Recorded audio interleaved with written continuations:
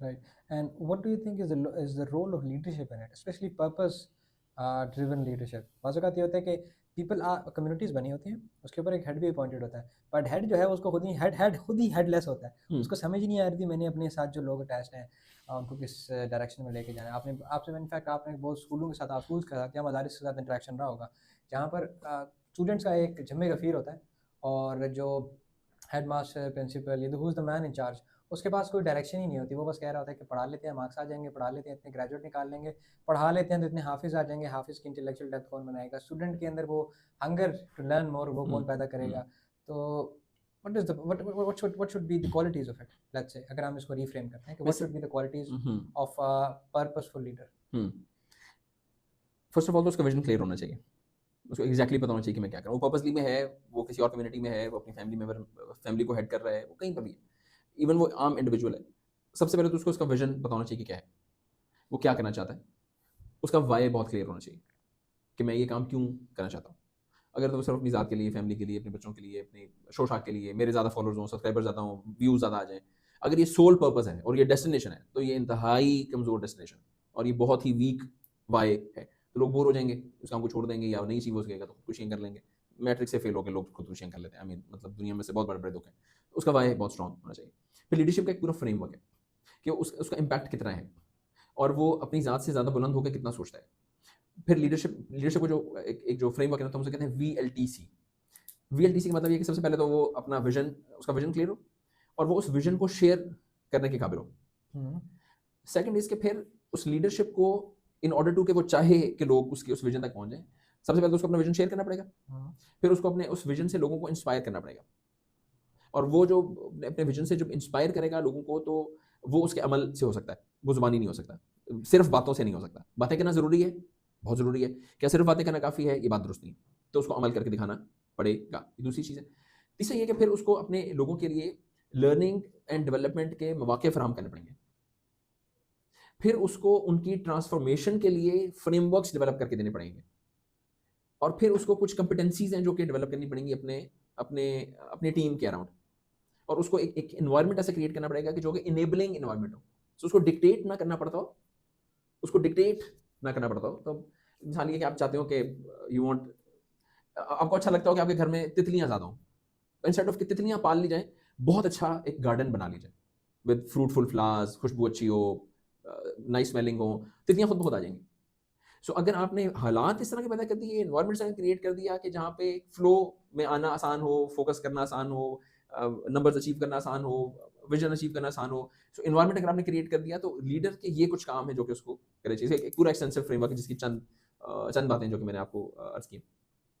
और हमारा यानी हम ये समझते हैं कि उस्ताद के बगैर तो आगे चलना ही नहीं चाहिए ना, आपको उस्ताद के बगैर तो आपको चलना ही नहीं चाहिए। तो आपका हर चीज़ में कोई ना कोई 1 2 3 4 उस्ताद होने चाहिए, किताबें होनी चाहिए, असातिज़ा होने चाहिए, मशवरा होना चाहिए। तो हमारे जो लोग भी कम्युनिटी को हेड करते हैं, ये बात उन सबको बहुत अच्छी तरह से पता है कि ऐसा इस्लामिक आइडियोलॉजी में बहुत मज़े की चीज़ है। आपको पता है कि जो वेस्टर्न आइडियोलॉजीज़ है ना, इसको हम सिस्टम बी कहते हैं। सिस्टम बी की जो आइडियोलॉजीज़ है ना, उसमें होता है manager, in charge, boss is always right, कहानियाँ। आपको पता है जो ईस्टर्न आइडियोलॉजी है या जो सिस्टम ए है, उसकी आइडियोलॉजी में लीडरशिप के लिए जो टाइटल्स हैं वो क्या हैं?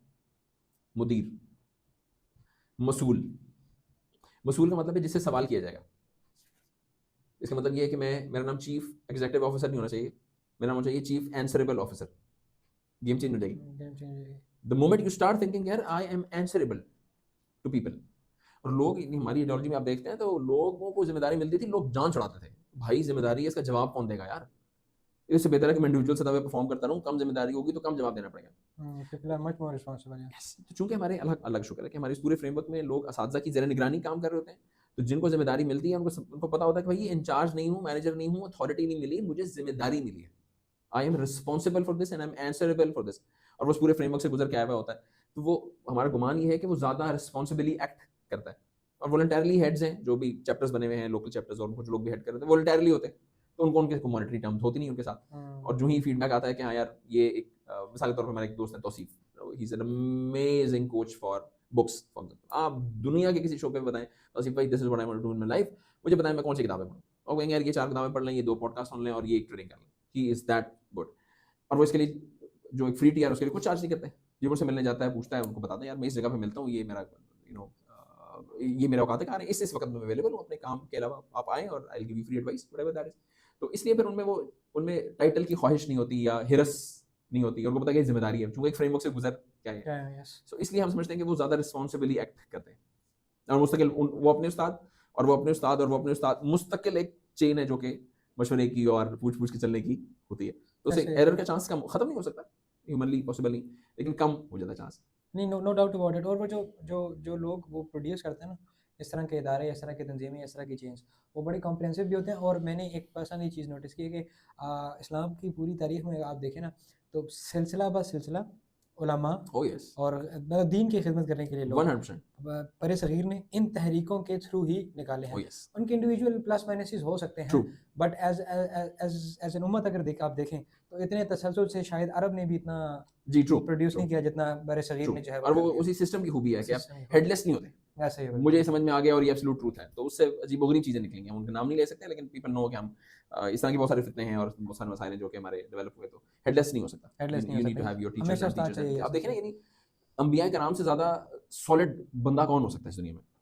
کیا اللہ سبحانہ تعالیٰ نے فرشتوں کے ذریعے سے مستقل اپنے انبیاء کے ساتھ رابطے میں نہیں رہے؟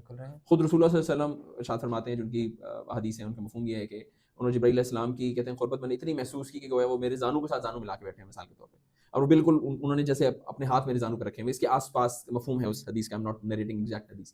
تو اللہ سبحانہ تعالیٰ ایک ہی بار بتا دیتے اور بتا کے کو بھیج دیتے. اللہ تعالیٰ کے لیے مشکل نہیں ہے, لیکن اللہ سبحانہ تعالیٰ was in constant touch. اللہ سبحانہ تعالیٰ نے انسان کو بنایا ایسے ہے کہ نہیں کانسٹنٹ. اب ایگزیکٹلی ہوتا نا ہنستا ہے, دس از ناٹ, اللہ نہ کرے کہ رسول اللہ صلی اللہ علیہ وسلم کو ضرورت تھی کہ اور جبرائیل علیہ السلام نہ آتے, تو it's nothing like that. It's more of کہ انسان سیکھتا ایسے. اللہ سبحانہ تعالیٰ نے اس پروسیس سے سکھایا انسانوں کو, بائی ڈیزائن ہم ایسے ہیں نا, کہ you need to learn step by step by step by step by step from your senior and senior and senior and senior. تو اس میں ہماری پوری chain that it is connected that way.